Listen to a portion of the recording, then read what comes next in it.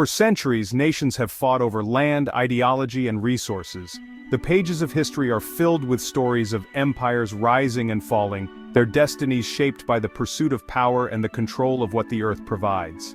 In the 20th century, oil fueled economies and global conflicts. The world watched as nations clashed over black gold, redrawing borders and forging uneasy alliances, all in the name of energy security and economic dominance. Now, in the 21st century, water is emerging as the new oil, a resource so fundamental that its scarcity is redrawing the world's power map. Rivers that once flowed freely are now battlegrounds, and the absence of water is as powerful as its presence. The struggle for control over rivers, lakes, and aquifers is no longer a distant threat, it's a present reality. Across continents, disputes over water rights are escalating, sometimes quietly, sometimes with open hostility. Water is the bedrock of civilization. From the earliest settlements to the greatest cities, access to fresh water has determined where people live, how they thrive, and whether they survive. It grows our food, powers our industries, and sustains our cities. Every loaf of bread, every bolt of fabric, every light switched on in a city skyline owes its existence to water. Unlike oil, water has no substitute. There is no alternative, no synthetic replacement. When water runs out, life itself is at risk. Whoever controls the water controls life. The power to turn on a tap, to irrigate a field, or to generate electricity is the power to shape the fate of millions. This is why water security is now synonymous with national security. Governments are investing in surveillance, infrastructure, and even military protection for their water supplies. History shows civilizations rise and fall based on their relationship with water. The Nile, the Tigris, the Euphrates. These rivers gave birth to cultures, economies, and entire ways of life. These aren't just stories of the past, they're warnings for our future. The echoes of ancient water crises are being heard again, as modern cities face shortages and rivers run dry. When water management fails or access is threatened, conflict follows. Protests erupt, communities fracture, and the seeds of unrest are sown in parched soil. As populations grow and the climate changes, freshwater supplies are stretched to the breaking point. Urbanization, pollution, and erratic weather patterns are making water scarcer and more precious than ever before. Tensions that simmered for decades are now boiling over. What was once a slow-moving crisis is accelerating, pushing nations and communities toward confrontation. The language of diplomacy is shifting from shared stewardship to zero-sum competition. Treaties are being tested and old agreements are being renegotiated as water becomes a bargaining chip on the world stage.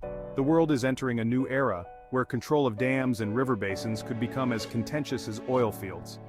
Infrastructure once seen as symbols of progress are now potential flashpoints for conflict. Water is no longer just a resource, it's a strategic asset.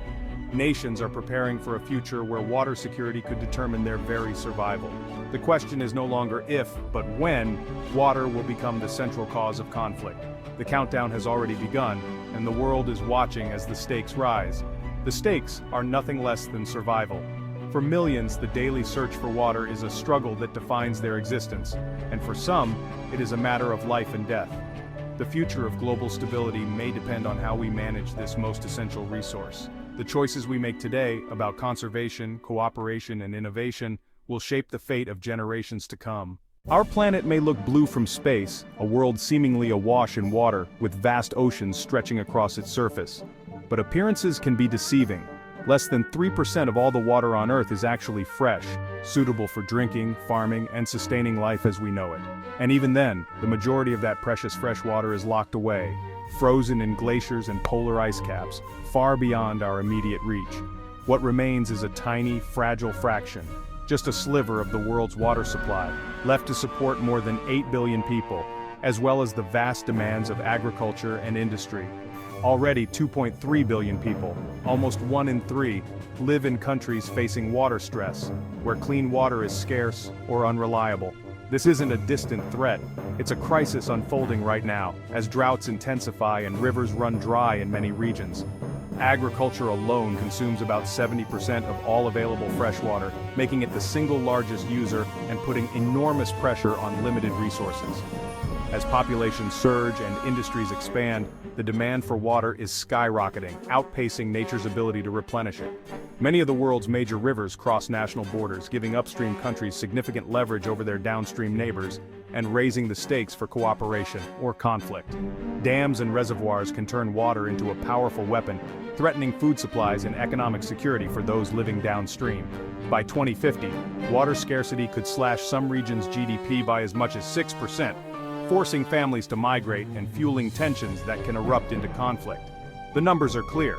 Every drop is becoming more precious, and competition for access is growing fiercer by the day. In a world where water is increasingly scarce, it is fast becoming a prize worth fighting for, a resource that could shape the future of nations. Water has always been a tool of power, even a weapon. In ancient times, city-states diverted rivers to flood enemies or cut off supplies. Today, the weaponization of water is embedded in dams and infrastructure on transboundary rivers. A dam upstream means energy and security for one nation, but existential threat for another. This creates hydrohegemony. The upstream nation dictates terms, leaving downstream countries with few options. Non-state actors have also targeted water infrastructure, using it to control populations or cause chaos. Water is now a tool in asymmetric warfare, making its protection a matter of national security. The control of water is no longer just state versus state, it's a new front in global conflict. The stakes have never been higher. The Nile is Egypt's lifeblood. Over 95% of its people live along its banks. Ethiopia's Grand Renaissance Dam, built on the Blue Nile, is a symbol of national pride and development. For Egypt, it's a source of anxiety, threatening its water supply. Years of negotiations have failed to produce a binding agreement. Ethiopia claims equitable use. Egypt cites historic rights. The result, a diplomatic stalemate with veiled threats of military action. The Nile is now a stage for geopolitical drama, with the fate of millions hanging in the balance. Its outcome will signal whether water disputes can be resolved peacefully. The Indus River Basin supports hundreds of millions in Pakistan, India, China, and Afghanistan. Most of the Indus flows from India into Pakistan, making water a point of leverage and tension between nuclear rivals. The Indus Waters Treaty has kept peace for decades, but climate change and new dams are straining it. India's control over river flows is seen by Pakistan as an existential threat. Any disruption could trigger crisis between two nuclear-armed states. China, an upstream player, adds another layer of complexity. The Indus is a tinderbox where water, history, and nuclear weapons converge. Its stability is crucial for regional and global security. The Mekong River sustains 60 million people across Southeast Asia. China's upstream dams give it control over the river's flow, disrupting life downstream. Sudden changes in water levels have devastated fisheries and agriculture in Cambodia, Thailand, and Vietnam. There's no binding treaty for the entire Mekong. China isn't bound by regional agreements. Laos is building its own dams, hoping to become the battery of Southeast Asia, worsening downstream impacts. The Mekong crisis is a slow-motion disaster, no single act of aggression, but a steady strangulation of a vital river. National interests are trumping regional stability and environmental health. The Mekong's fate is a warning for all shared rivers. Climate change is amplifying water stress, making droughts and floods more extreme. Melting glaciers in the Himalayas and Andes threaten long-term water security for billions. As water becomes scarce, treaties break down and competition intensifies. Scarcity drives migration. By 2050, over 200 million people could be displaced by climate impacts. Rapid urbanization strains city infrastructure, fueling unrest. Cross-border migration creates new tensions between states. In places like Lake Chad, shrinking water has fueled poverty, migration, and extremism. Climate change, water scarcity, and displacement form a vicious cycle of instability. Water can drive conflict, but it can also foster cooperation. History shows that treaties and agreements over shared water are more common than wars. The key is shifting from zero-sum allocation to benefit sharing. Like trading electricity for guaranteed water flows, technology offers hope. Desalination, drip irrigation, and water recycling can ease competition. Sharing these innovations expands the supply and reduces pressure. Strong diplomacy and clear international laws are essential. Institutions like the UN and World Bank can mediate and support cooperation. Building trust and transparency is vital for peaceful water management. Water diplomacy must be a central pillar of foreign policy. The future depends on collaboration, not confrontation. We stand at a crossroads. How we manage water will define not just the peace of this century, but the very fabric of our societies. Water, the most essential element for life, is becoming the defining issue of our time. The decisions we make today will echo for generations. The tensions simmering in the Nile, Indus, and Mekong basins are not isolated incidents, they are previews of a possible global future. Across continents, rivers that cross borders are becoming flashpoints as nations compete for dwindling supplies. If we fail to act, water wars could trigger devastating humanitarian crises, economic collapse, and mass migrations on a scale never seen before. Entire communities could be uprooted, forced to leave their homes in search of water, leading to instability and suffering.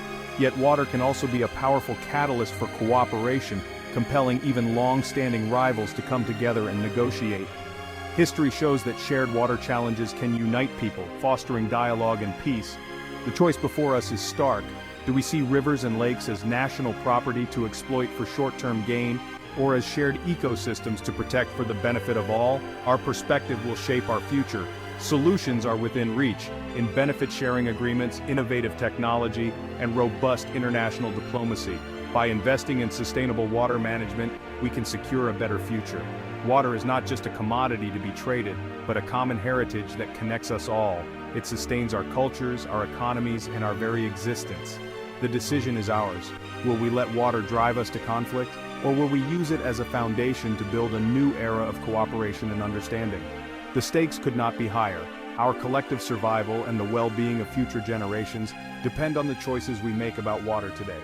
Will water become the reason for our next great wars, or the reason we finally learn to live together in harmony?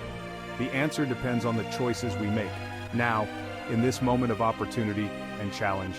The future of water is the future of humanity. What we choose today will shape the world of tomorrow.